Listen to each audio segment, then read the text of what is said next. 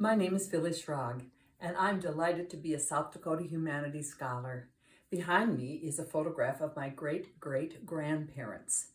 Their son, my great-grandfather, came to Dakota Territory when he was 19 years old. The program is entitled Letters from the Attic, and in it we learn several things about Dakota Territory, and specifically my great-grandfather who drove an ox team from Yankton, Dakota Territory, all the way out to Deadwood and then Fort Pierre. He helped to start a small town in southeastern South Dakota, and I have a series of events that are related to small town life. The first one is If You Have to Grow Up Anyway, it might as well be in a small town, which gives details about what small town life was like, and sadly it's disappearing. The second one in that series is Baseball, Preachers, and Funerals, what I learned growing up in my small town by keeping my mouth shut and my ears open. And finally, everything stopped dead still when Santa came to town. So that topic is, did Santa come to your town too? Another program I have is in first person. It's Alice Roosevelt Longworth, What They Say About Me Is True. She was the eldest daughter of Theodore Roosevelt, our president, who is carved on Mount Rushmore.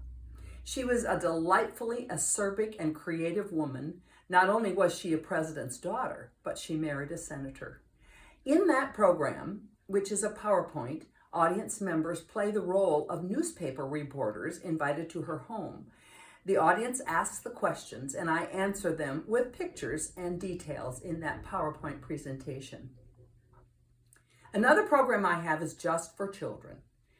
It's called The King of Little Things. It's all about literacy. In it, I use puppets and music and creative dramatics, poetry, all sorts of creative things that help students get involved in literature, in reading and loving words. Another program I have is just for women. It's called Mirror, Mirror on the Wall, I Am My Mother After All. In it, a PowerPoint presentation, several stories are presented, as well as those words that came out of your mouth and you thought you would never say what you heard your mother or your grandmother say. South Dakota Humanities has a list of speakers in the Speakers Bureau, and I encourage you to contact any one of us to bring programs to your community, your church, your library, your school. There's a wealth of information there, and I encourage you to use South Dakota Humanities.